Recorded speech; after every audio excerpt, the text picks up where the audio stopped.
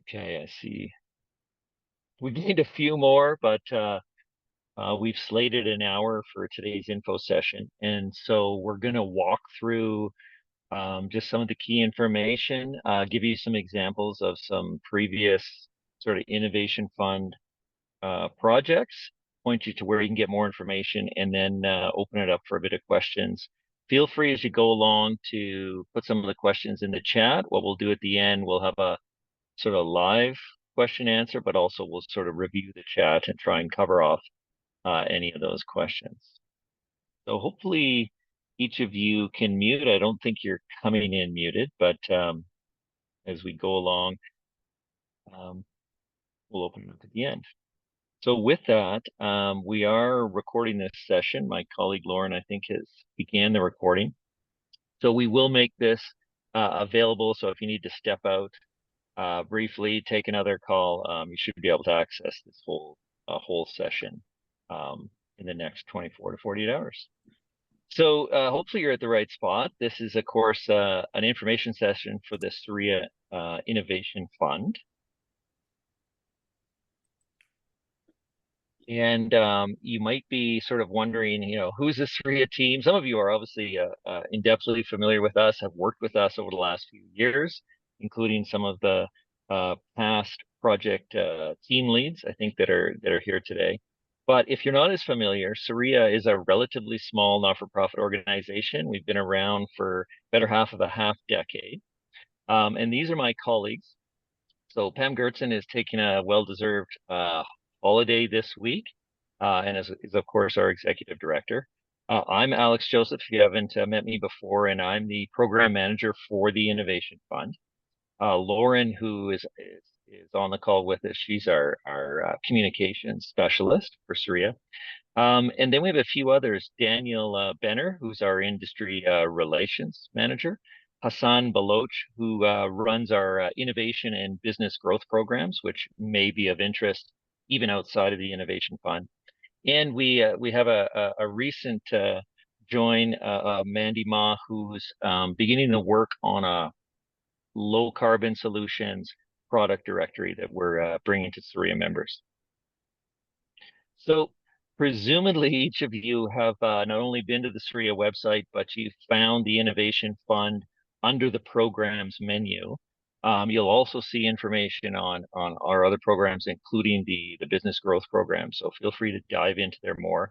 Beside that, you'll see on the menu there, project showcase. So if you're kind of wondering, you have a potential project, but you're not sure whether it's a good fit or not, a good way to do that is to jump into the past project showcase, learn a little bit more of the variety and the type of projects, and then how those projects sort of came together in terms of team leads, collaborators, and ultimately the end project at the end.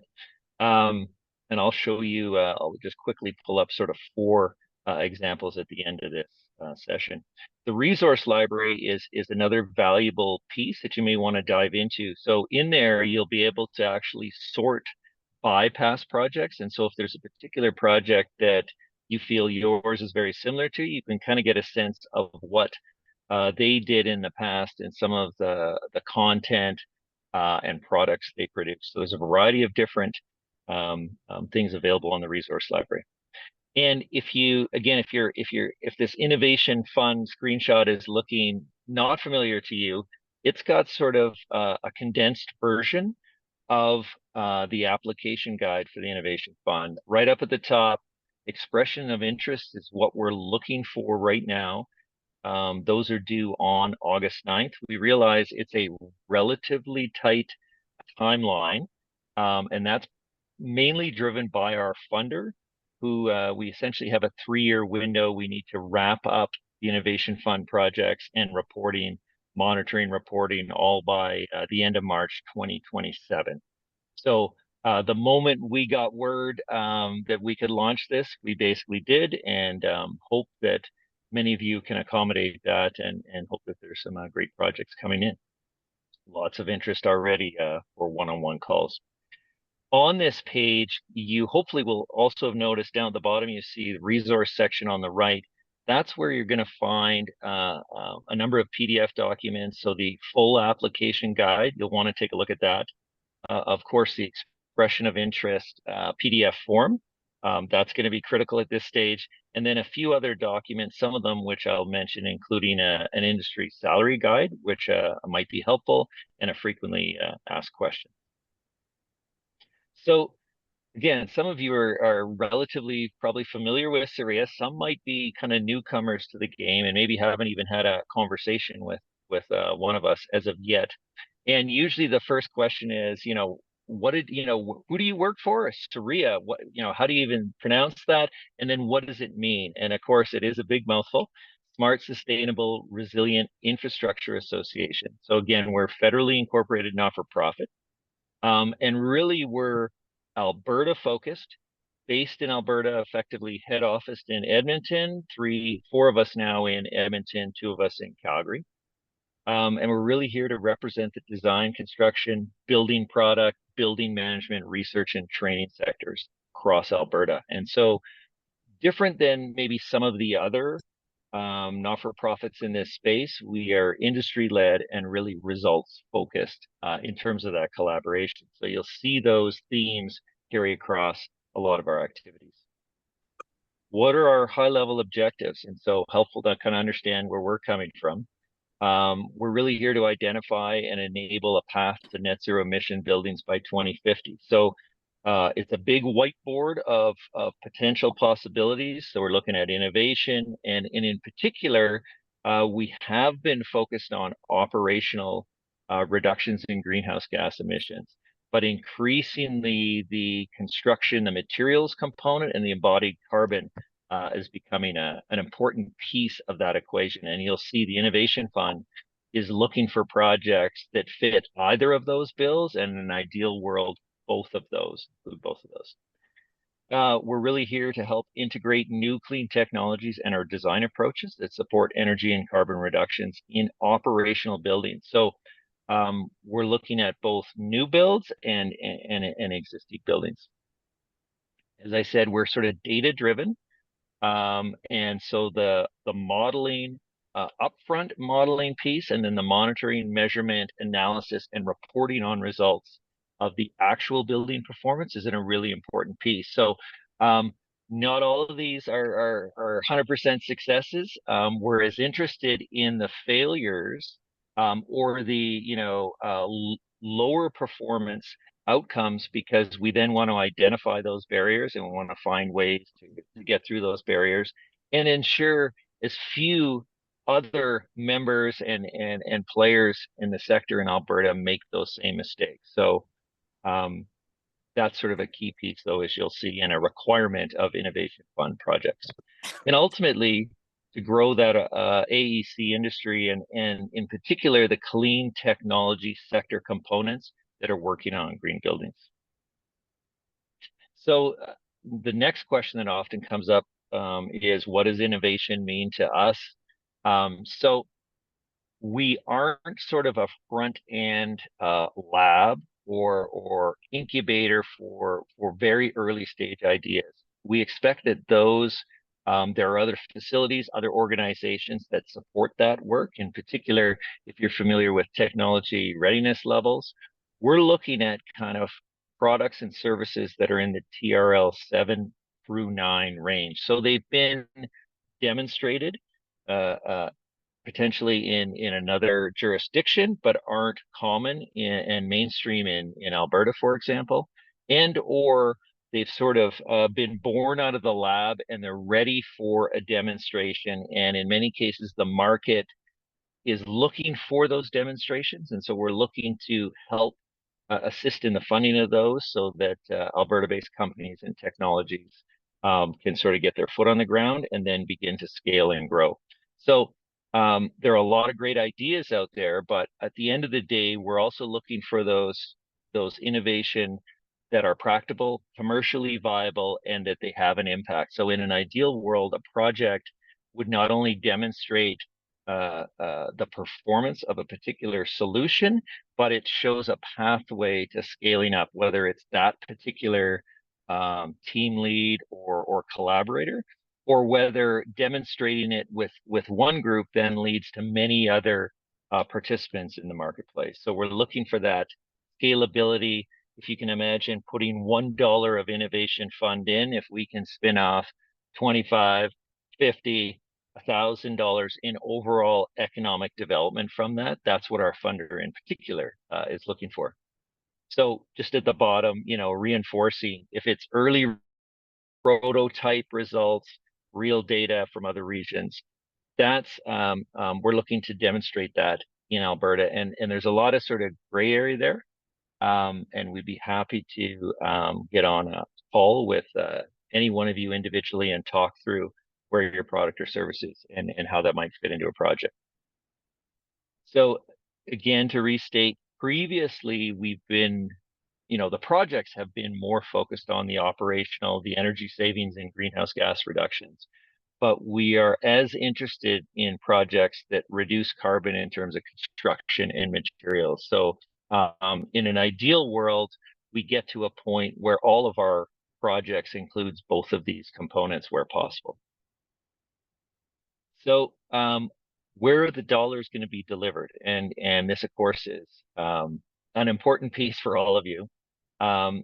In this round of the Innovation Fund, we will fund eligible projects, and it's the labor component of those. So in the past, some of the projects included labor and materials and equipment or some component of that. That's been refined in this round of Innovation Fund, and in particular working with our funder. And so in this case, the funding is isolated just to the labor portions that support that low carbon innovation of a project. So it's up to 70% of those eligible labor costs, and we'll go into sort of the eligibility, but that means up to $300,000. And I put an asterisk there, and you see the note at the bottom, mainly because there is a possibility that there are projects that are larger scale and potentially have the potential to make even a larger impact. And if you think that is your project and you think 300,000 is limiting or perhaps would prevent your project from moving forward, we'd ask that you book a meeting with us to discuss, and we'd be happy to look at those and sort of don't have this absolute hard stop at 300,000. So as an organization or as a project, are you eligible? And so eligible applicants, no surprise, commercial and for-profit organizations.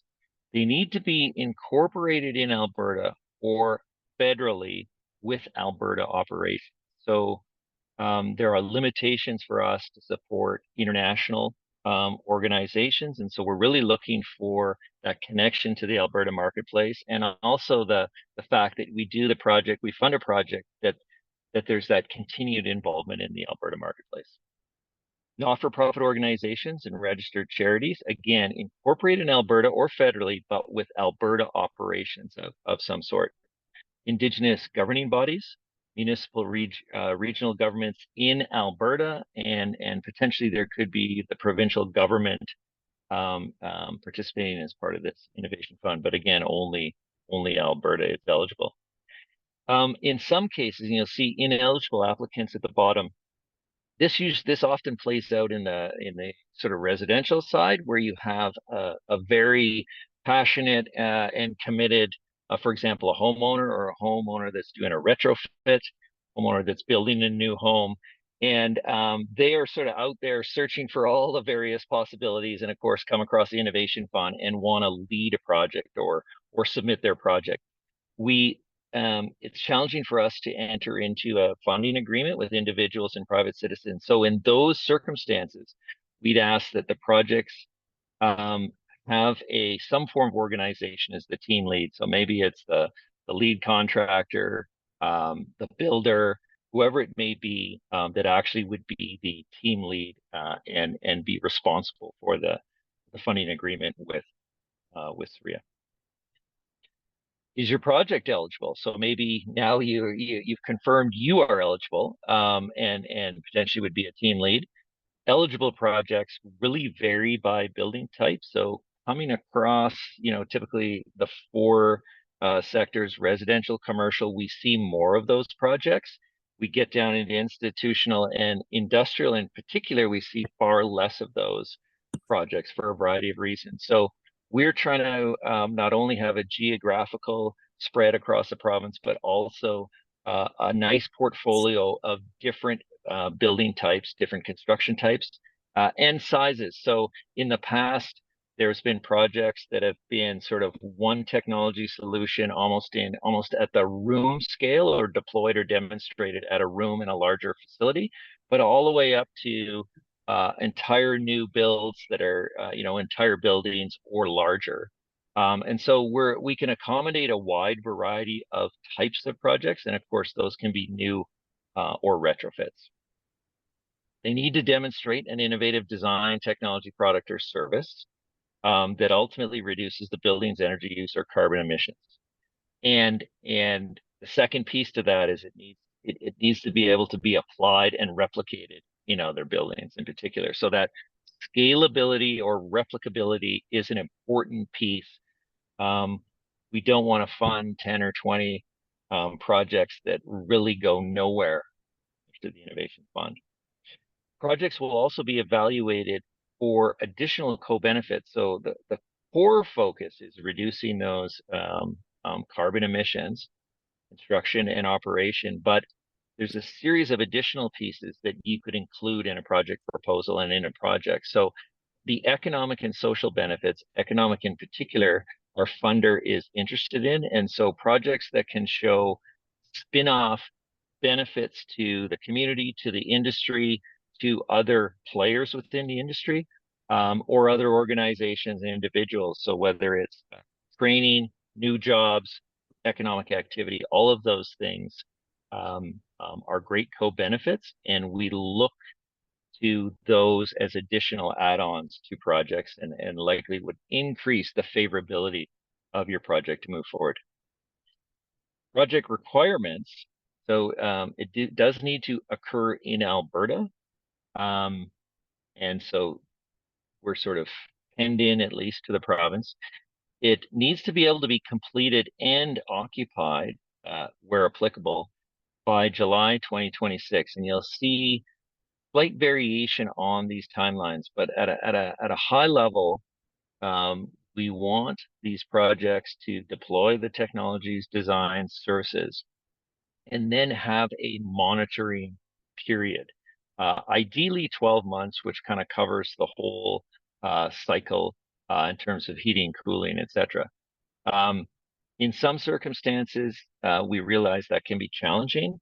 And so you can see in the next post, we're looking for, at minimum, bare minimum, 6 months. And you can imagine if you're right up against the March 2027, you'd sort of be monitoring through fall and winter and spring, not quite spring, 26, 27. In particular, if it's a low carbon solution for space heating, that may be a workable scenario. Of course, if you're looking at cooling solutions, that may not be a scenario, and the 12 months might be a much more appropriate monitoring period. Again, realizing for some projects that's going to be a little tight, but this is effectively a requirement for participation in the Innovation Fund.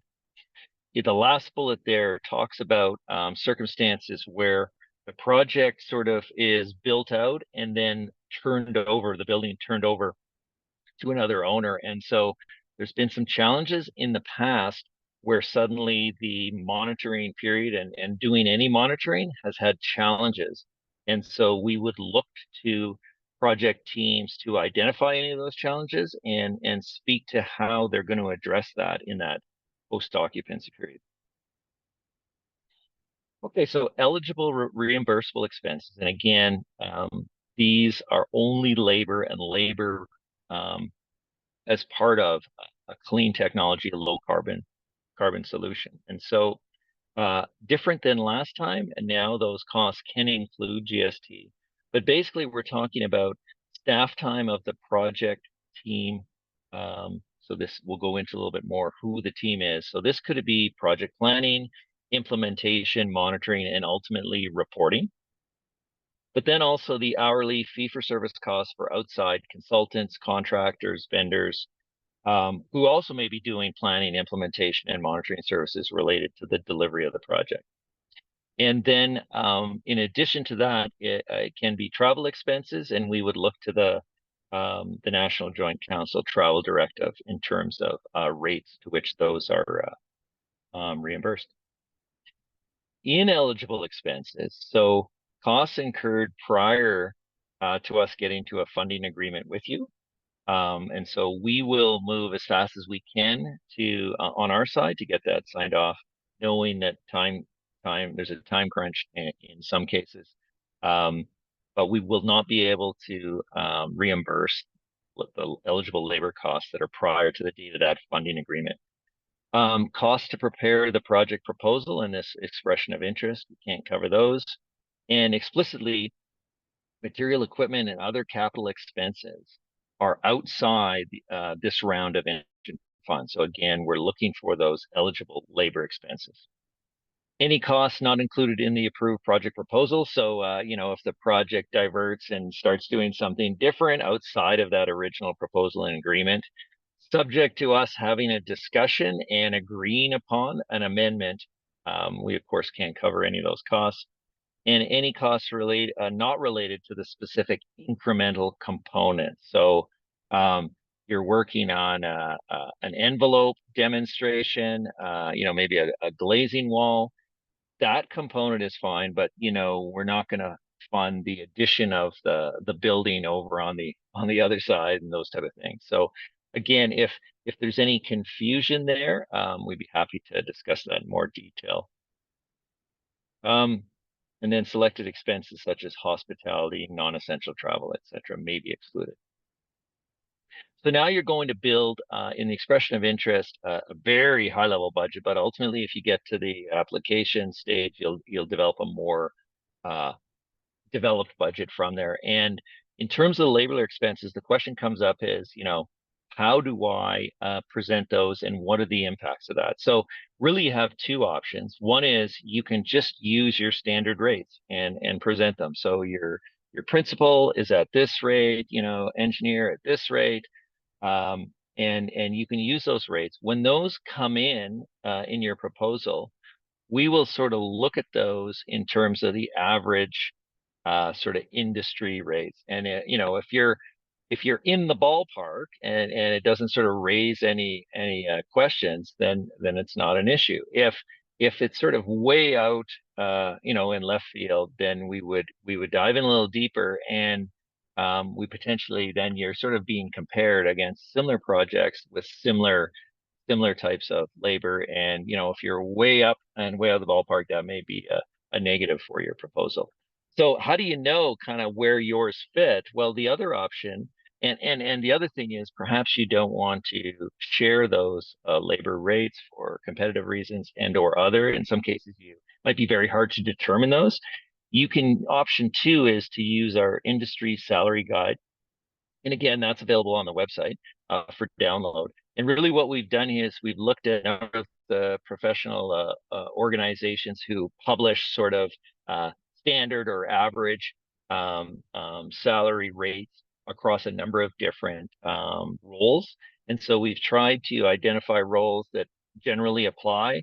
And then we've tried to sort of combine and look at the most recent data on that. And we've included that as an industry salary guide, which you could just choose to use, or you can choose, as I said, if you go option one, you can choose that as a reference point to see where you fit on that mix.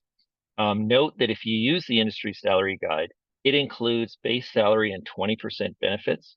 So the overhead and profit margin typically included in a charge-out rate can be claimed as an in-kind contribution. So if you go this way, essentially the rate you would pull out of the guide for a particular role is essentially already the 70% of eligible labor expense, and that 30% would just go directly into the in-kind contribution and take care of that piece for you. Again, this isn't as relevant at the expression of interest stage, but does become relevant at the full application stage. So what does a project team look like? I did mention again that not individuals those require an organization to lead the project. But basically, at this stage, we do need a team lead. So a team lead will manage the group's activities, be the primary contractual contract with SSRIA, and manage payments to all other collaborators. So we effectively, when reported and invoiced and sort of approved, we would pay the team lead, and they would distribute those funds to other collaborators if they are in the project. Um, Basically, the team lead needs to have appropriate professional and commercial liability insurance, have a rigorous project management, ensures milestones and outcomes. So as we dive in, we sort of attempt to provide some of those components and try to make it as easy and straightforward for you as possible. Um, Always looking for suggestions to improve that. And important to the project team is there's also a willingness to share information. So you can imagine we don't necessarily want to fund a project that is effectively a black box and it just disappears, and we can't publish any of that information and can't share the outcomes not only to our funder but to our members more widely. Now, we expect that there will be some anonymization and removal, obviously, of personal information, but we're much more excited to work with projects that are going to be very excited about the results of their projects and want to share that with the wider industry and community. And of course, comply with all funding requirements. So the team lead again is the formal applicant to SSRIA. So I'll be the person that you typically will then deal with if you're the team lead. So you can be a building owner, an institution, an NGO, company. You need to be incorporated in Canada and operate in Alberta, as that previous slide said, and you need to be a member of SSRIA. So beyond that team lead, the one that I will be engaging with, SSRIA will be engaging with directly, we expect that many projects require a series of collaborators. And although there will also be vendors and consultants, collaborators are those organizations that bring additional value to the project team and to the team lead. So one can imagine the team lead has specific skills, including sort of project management and leadership, but there might be some other key collaborators that are brought in, and these folks aren't just sort of on the side, show up, get paid, and disappear from the project. These are organizations that ultimately integrated into the project, and not only do they provide a particular product or service that helps the project get to the finish line, but they also have the potential to learn from participating in the project. So there might be an HVAC technology, and an HVAC organization, of course, is potentially really good at HVAC, but maybe isn't quite aware of some of the data monitoring and component pieces. And you include a data monitoring organization that can come in, do the measurement and verification, and they may not be as familiar with this new HVAC solution. And so by going through the process, not only does the project hopefully have a higher chance of success, but there's sort of cross-training and an integration, a team that leads to a higher chance of success. So you don't need to identify specific collaborators at this stage of expression of interest. You can instead, if you do not have them identified, you can identify particular areas that you'd be looking to collaborate. So it might be, we need help with data monitoring. We're going to have to find an organization that can provide that, or envelope specialists or whatever it may be. And feel free to reach out to us. In the past round, there were a number of projects that were highly skilled on the low carbon solution side, but didn't necessarily have the data monitoring, measurement, verification piece in-house or within their network. And that's an example of where SSRIA potentially can help you and direct you to folks that could help and join your team. So team collaborator requirements, well, they need to have a market ready product or service. So they're contributing ultimately to the project. Um, they're able to contribute directly towards that energy reduction and greenhouse gas emission reduction, or the modeling, measuring, monitoring. So they're an integral piece ultimately of your team, and you're bringing them closer as the team lead. You're kind of bringing them closer, and you're involving them throughout the project. Um, and so that's the important piece. They demonstrate a commitment to contribute towards the project in the form of cash, in kind, or product services. And they're able to operate and provide that product or service, um, and be able to deal with those out-of-pocket costs over a reasonable period of time, because they will come in and they will do that work, but we will be paying the team lead on a milestone basis, and those will be after that work is complete. And ultimately, the collaborators typically contribute to reporting requirements. Um, Typically, at the end, it's really sort of create a report template with the idea of not only is what's the headline carbon reductions and energy savings, but really sort of what did the project learn? What were the outcomes, and what can be shared, and how can we improve upon that in a future round? All collaborators listed must ultimately be SRIA members. And again, for the expression of interest, you don't need to identify explicit collaborators at this stage, just sort of spheres of activity and influence. Okay, so if you passed all those boxes, you're frantically, hopefully not too frantically, building an expression of interest. Again, August 9th is the deadline for those. We will rapidly be reviewing those expressions of interest in the following week in August, and we hope to turn around invitations for full applications as early as August 15th. There'll be about a month period there, again, for folks to build out a more detailed full application. Those hopefully will be in review by September 15th, and we hope to be to sign a funding agreement with successful parties on or before November. So as you work through that, there's a note down in the gray at the bottom. The PDF expression of interest has a submit button on it. Depending on your configuration and whether you have sort of Adobe or another PDF software running on your computer, there's a reasonable chance there might be a breakdown in that process, because it's essentially trying to open up your email application. And so what we suggest is you can follow through that process, but also just email the EOI to us at innovationfund@sria.ca, just to be sure we receive it, and we will acknowledge that back to you. So again, just 4 quick projects from the previous sort of innovation fund round, just to give you some examples and help you sort of think. The easiest place to dive into 20 of these in a deeper manner is to go to our website and look at the previous projects, and you can dive into any of these 4. First example is institutional, so it's the town of Banff. And you can, if you had a chance, you can go out and visit this pavilion. It's actually a beautiful building and an incredibly beautiful site.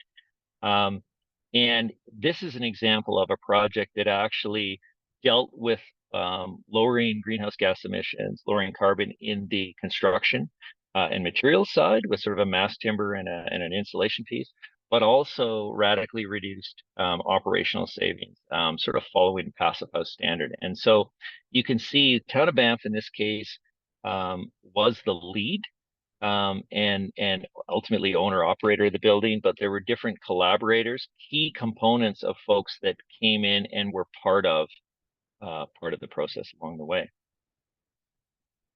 And again, that was a new build.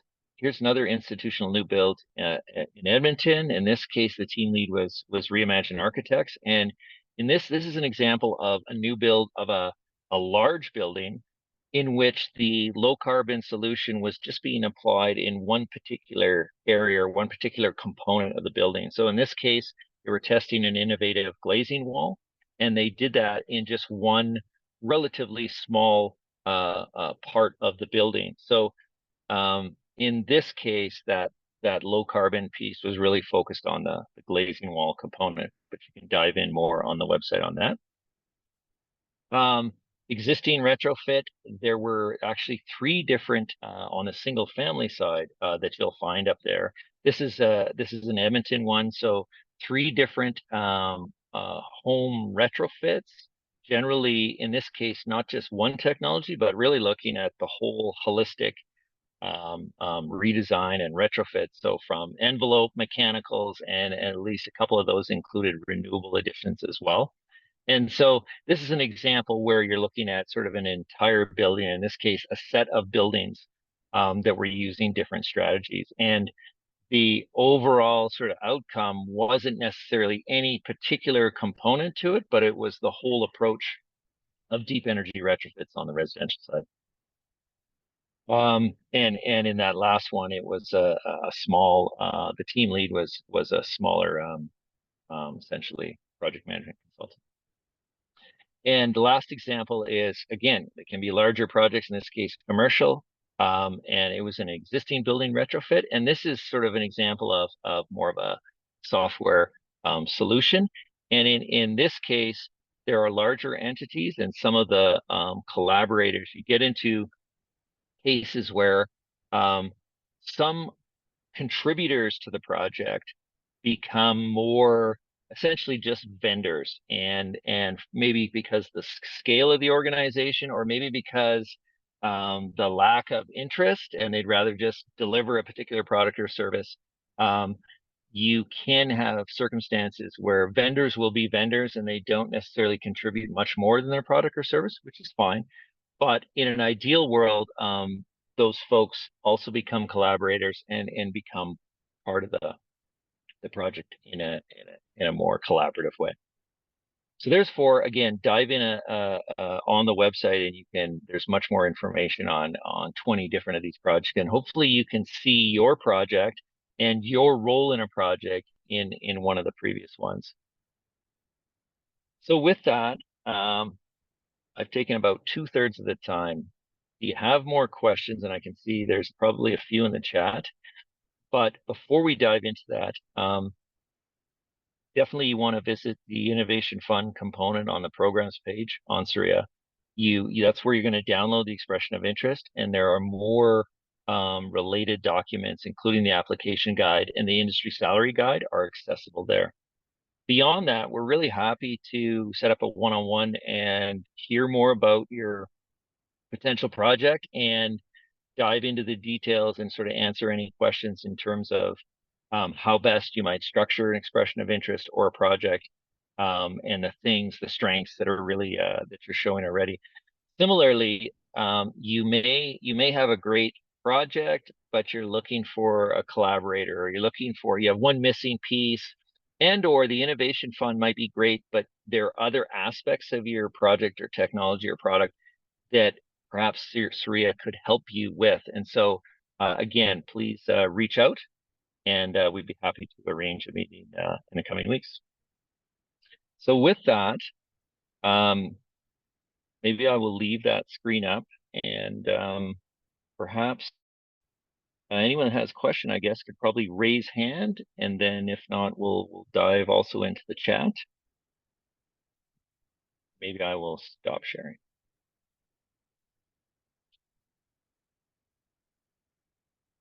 I don't see any hands at the moment. I'm going to just open up the chat. What have we got in here? So who is the funder? It's Gino that had the first question. So Prairies Canada, which is a federal funding agency. Essentially, if you're not familiar with Prairies Can, they fund effectively economic development in the prairie provinces. So in this case, this funding is directed to Alberta in particular. But this is one of the reasons why we talk about co-benefits and the economic scaling opportunities, because they're very interested in the economic components, not necessarily as much with the greenhouse gas reductions and energy savings. And so the more you can sort of wrap those low carbon solutions in the scalability, in the economic growth, the training opportunities, the jobs, the better. The question, so it's 70% of labor to administer a grant.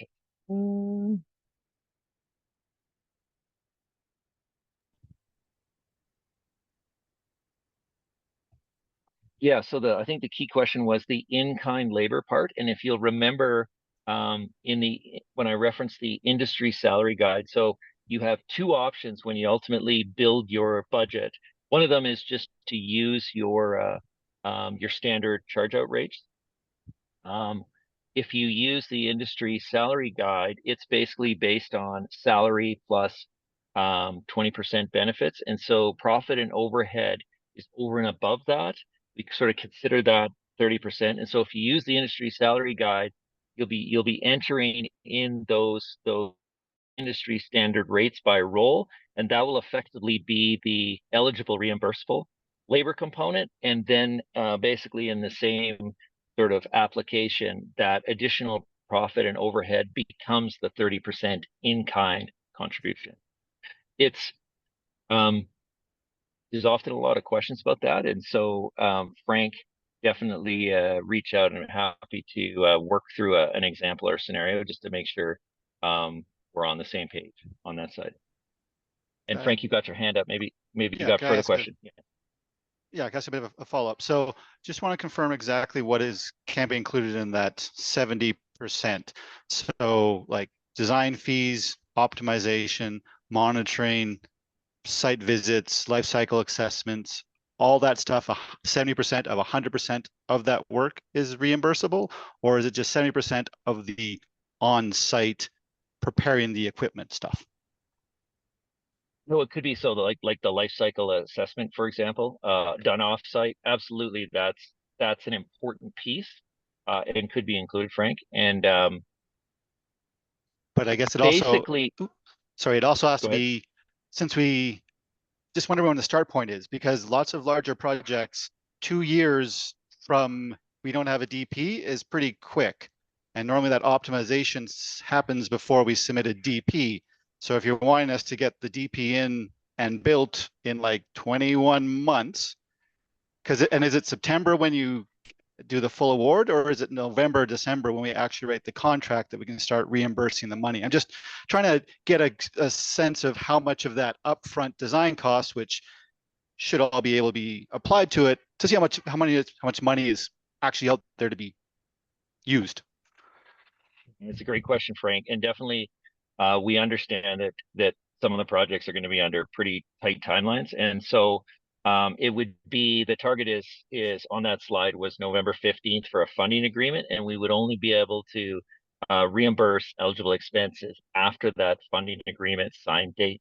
So projects that span the 2+ years or have already done significant work, some of that won't be eligible for reimbursement through Innovation Fund. But again, if you have a specific example already and you already have, you're already into it, be happy to look at that and provide you a more explicit response to that. So feel free, Frank, to give us a ring next week. I'm seeing Yeah, July 2026. Yeah, that's Frank again. Yes, it definitely is, and it's an unfortunate circumstance from the situation with just the funder and the funding agreement that we have, and so we will endeavor to move as fast as we can and give that largest sort of open window for these projects. So hopefully it doesn't exclude yours or others.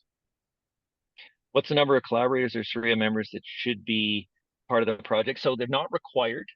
Um, and it's more up to you. And really, the hope is that by adding collaborators, you're increasing the chance of success of your project. So if you submit a proposal and it's very clear there is a gap, and you haven't identified it, I mean, at least if you've identified, saying we need to fill this gap, but if you haven't, that's going to be recently a bit of a red flag that maybe the project isn't and the team isn't developed as well as it could be. We probably would try and flag that and probably try and help great projects get rounded out collaborators, but there isn't explicitly a requirement. It could be just the team lead with 0 collaborators, if that's what you felt was a good mix. Um, is September 15th full application or November 15th funding? So this is Frank again. Yeah. So the start date would be when that funding agreement is signed, and we are targeting November 15th or sooner where possible.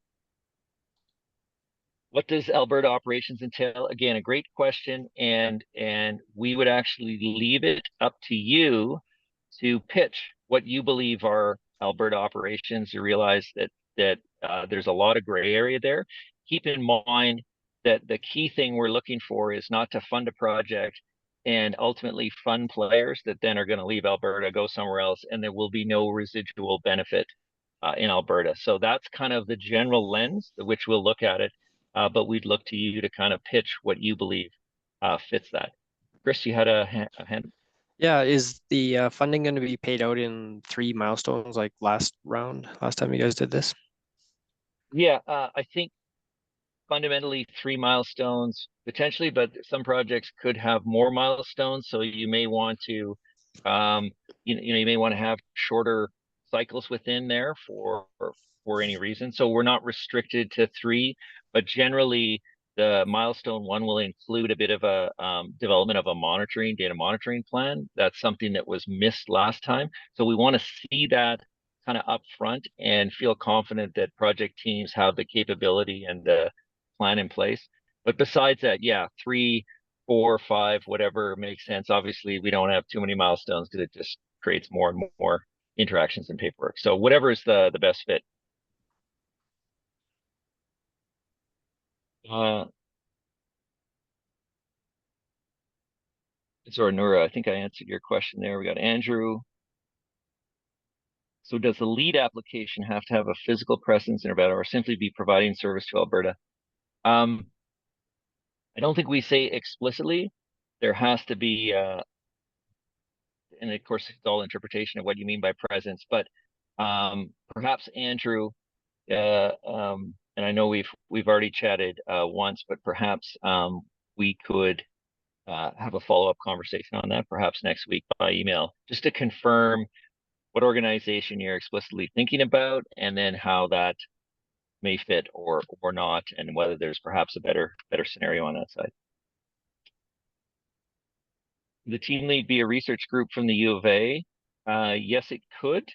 Mind that um, we don't, we're typically not supporting early stage prototyping. And so if the U of A research group was really looking for the TRL7, TRL9 and the demonstration and the scalability, if there's a path to those, then there's no reason why it couldn't be from U of A.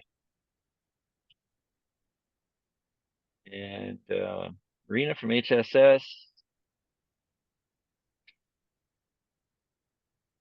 Yeah, so if you feel in the industry salary guide there's there's missing, you can't find your category, your role, again, reach out to us and either we can point you to numbers that we think will fit. We potentially would update the salary guide if there's some glaring missing pieces. But absolutely reach out and we can give you some feedback on where we think that probably lies. Officer operates under U of A. So you're talking, I think, about the in-kind portion of labor, and this would be a group within U of A, potentially.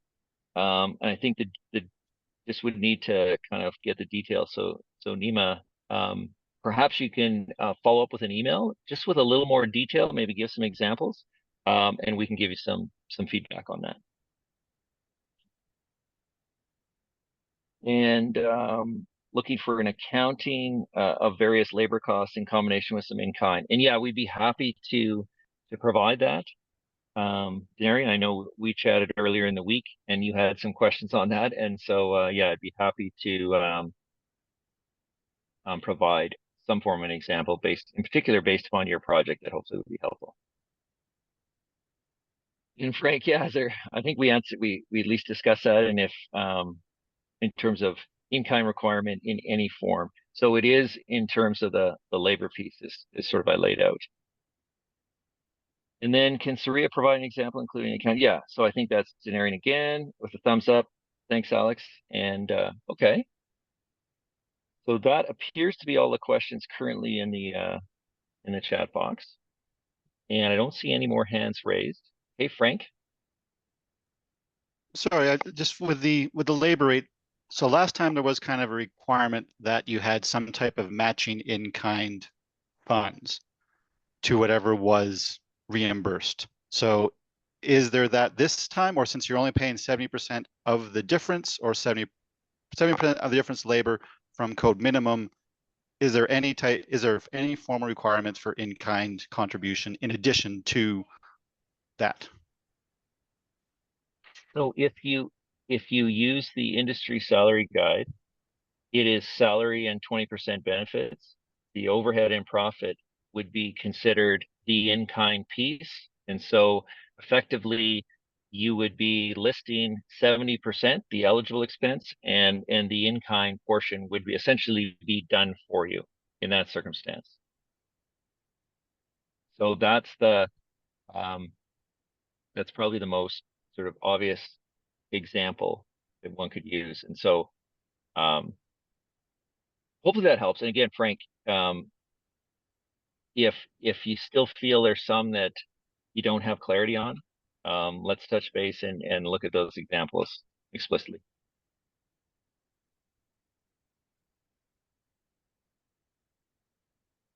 Okay. I don't see any other hands. Again, I'd point you to the website, and I would encourage you to reach out, innovationfund@sria.ca. We'd be happy to schedule a one-on-one and talk through either explicit details or at a higher level. And if you're feeling like the Innovation Fund is great, but maybe not quite what you need, and SRIA might be able to help, we'd be happy to have that conversation as well. And besides that, best of luck. Hope to receive a great EOI from you by August 9th, and hope to be working with you in the fall. Have a great rest of your day. Thank you.